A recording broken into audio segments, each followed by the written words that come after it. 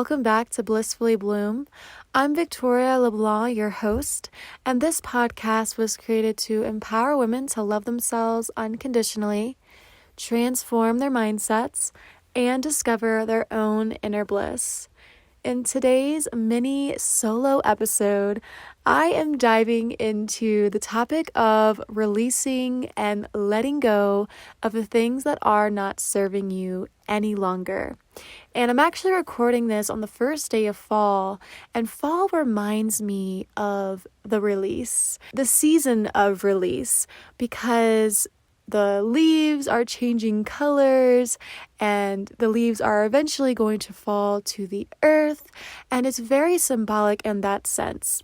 Just like the seasons that come and go, this is just part of the life cycle, right? Just because you may feel like you are going to let go of something and release something, that is making room for something new, something exciting, something that you may have never expected to come into your life, right? So this is really a time to do some deep inner reflection and find yourself really just mindfully reflecting on what may need to stay in your life and what you may need to let go of and detach yourself from, and just shut it from your life and release it. And it's important too to be grateful for whatever you are releasing, because when we are in this cycle of letting go of things, I think gratitude is also important too, in recognizing that it is a blessing to have had these things in our lives. I am on to my next adventure. I am on to my next endeavor, but it was fun, but I am on to the next thing. Thank you, right? Sending your gratitude out, because even though they may have served you in some way or shape or form, maybe they aren't anymore. So I am going to share 3 of the things that I am letting go of this fall, and I hope that this inspires you to also start reflecting and digging into what you may need to let go of as well. So the first thing that I'm going to let go of is the need to overwork, and I find myself constantly in the cycle of trying to prove myself through my work, whether that be through the podcast or the YouTube channel or my coaching business. I feel like I am constantly needing to do instead of be, and I really want to embody the being, embody the flow of things, embody the feminine. And I think I've been really in my masculine lately of venturing out and planning and really executing my plans and taking action and doing and going. But I think it's time for me to really pause and slow down, take some time to rest, and I am going to enjoy it as much as I can. I mean, because it's going to come to another phase at some point where I am going to feel like planning again and taking action. But at this point, I think it'll be even more beneficial to my soul, to my mind, if I just give myself a little break from working.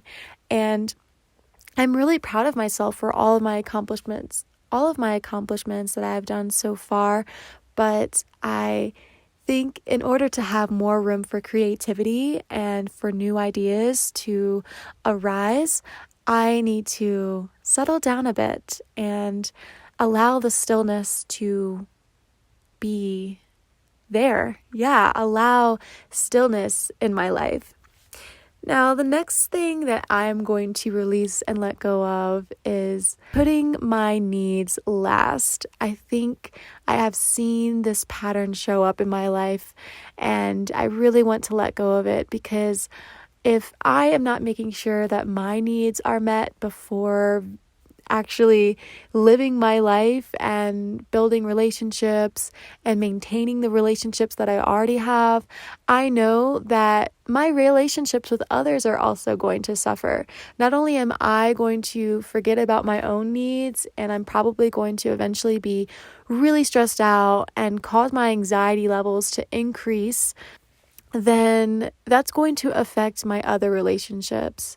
My relationship with my family, friends, my partner, Cooper, and I definitely don't want that to happen. So I want to make sure that I am tending to my own needs and nourishing myself from the inside out. Just last night, I actually started to feel the same symptoms that I was feeling during COVID, and I could definitely tell that I have been putting my needs off, because when I tend to almost burn myself out, I really do feel the effects. My body is sending me signals, hey, let's slow down a bit. Let's make sure that we are really setting time to care for myself and take time for self-care.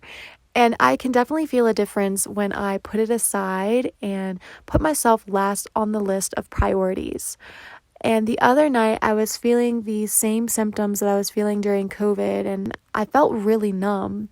For me, that is definitely a sure sign that I need to calm my nervous system down, because my nervous system was haywire, and I really needed to find those practices and tools to really ground myself in the here and now. And I think by letting this go, I think there's going to be more room for relaxation, for feelings of relief and just bliss, right? My podcast is Blissfully Bloom. And I have to admit and be honest with myself that I truly wasn't feeling bliss for the past few weeks. And I've been putting my needs last. That is the first step, is admitting to yourself when you need to slow down, when you need to take a pause.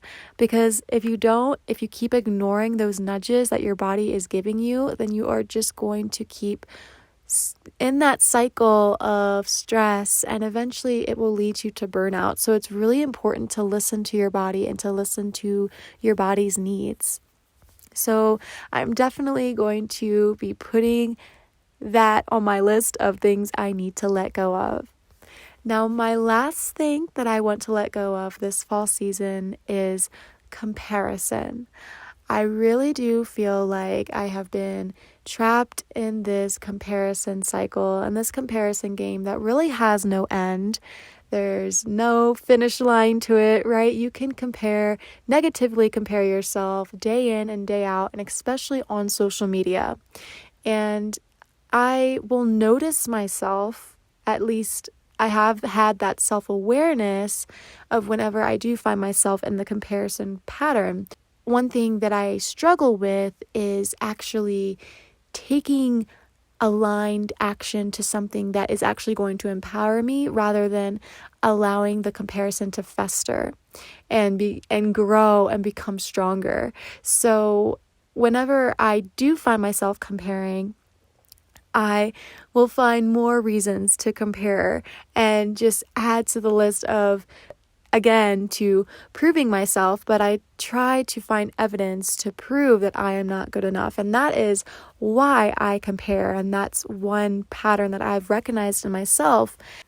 I need to pay attention to the subtle differences in my body, how my body responds to certain social media posts, and the feelings that I feel.